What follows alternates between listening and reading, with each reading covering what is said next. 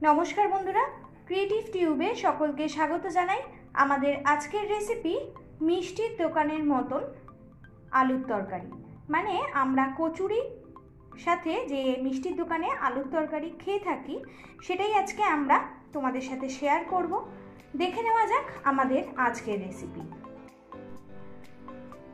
প্রথমে আমি প্রেসার কুকারের মধ্যে 2 টেবিল স্পুন সরষের তেল নিয়ে নিয়েছি। আর তেলটাকে ভালো করে গরম করে নিয়ে এর মধ্যে আমি 3টে শুকনো লঙ্কা ফোড়ন দিয়ে নিলাম। এর সাথে দিয়ে দিচ্ছি 5 ফোড়ন,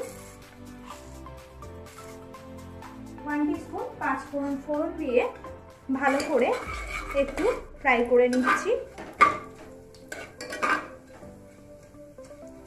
ফোড়ন থেকে একটা সুন্দর গন্ধ বেরিয়ে আসলে এর মধ্যে আমি দিয়ে দিচ্ছি 1/2 টিস্পুন হিং। হিংটা দিয়েও ভালো করে আমি একটু ভেজে নিচ্ছি।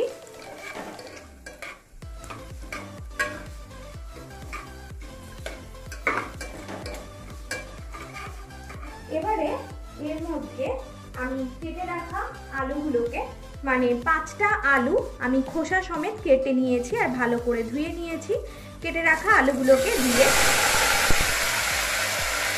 ফ্রাই করে নেব।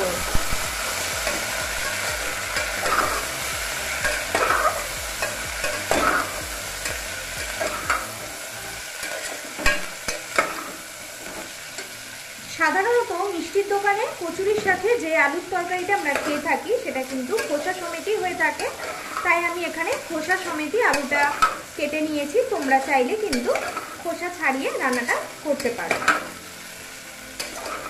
এবারে একটু ফ্রাই করে নিচ্ছি আলুটা। আলুটা ফ্রাই করে নিয়ে এবারে এর মধ্যে দিয়ে দিচ্ছি 1/2 কাপ মটর ডাল।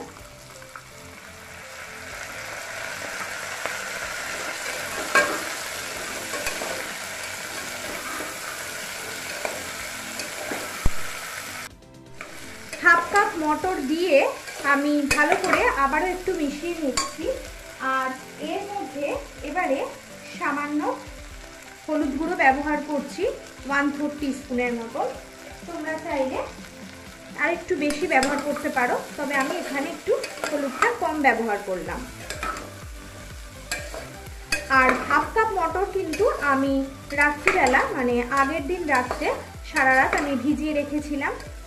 সমস্ত কিছু দিয়ে ভালো করে একটু মিশিয়ে নিয়ে এবারে এর মধ্যে দিয়ে দিচ্ছি 4টে কাঁচা লঙ্কা। ঝালটা অবশ্যই তোমাদের স্বাদ অনুযায়ী তোমরা ব্যবহার করবে। এর সাথে দিয়ে দিচ্ছি 1 কাপ জল। যেহেতু এই তরকারিটা একটু ঝোলটা বেশি হয় তাই জন্য আমি জলটা এখানে বেশি ব্যবহার করলাম। এর সাথে দিয়ে দেব স্বাদ অনুযায়ী নুন। নুনটা দিয়ে ভালো করে মিশিয়ে নিচ্ছি। এবারে ঢাকা দিয়ে আমি 3টে সিটি দিয়ে নেব। 3টে সিটি পড়ে গিয়ে আমি গ্যাসের ফ্লেমটাকে বন্ধ করে দিয়ে প্রেসার কুকারটা ঠান্ডা করে নিয়েছি। আর প্রেসার কুকারের ভাপটাও কিন্তু বেরিয়ে গেছে। এবারে আমি ঢাকনাটা খুলে নিচ্ছি। আমাদের আলুটাও কিন্তু দেখতেই পাচ্ছ খুব সুন্দরভাবে সিদ্ধ হয়ে গেছে, আর মটরটাও ভালো মতন সিদ্ধ হয়ে গেছে। তবে মেন দুটো উপকরণ, মানে যেটা না দিলে একদমই এই তরকারি কিন্তু স্বাদ হয় না। দিয়ে দিচ্ছি এখানে ভাজা মশলা, 1 টিস্পুন ভাজা মশলা। ভাজা মশলার রেসিপি আমি এর আগে শেয়ার করেছি, তবে আমি বলে দিচ্ছি এই ভাজা মশলার মধ্যে আছে শুকনো লঙ্কা, 1 টেবিল স্পুন গোটা জিরে এবং 1 টেবিল স্পুন গোটা ধনে। ভাজা মশলা দিয়ে আমি একটু ভালো করে নাড়াচাড়া করে নিচ্ছি।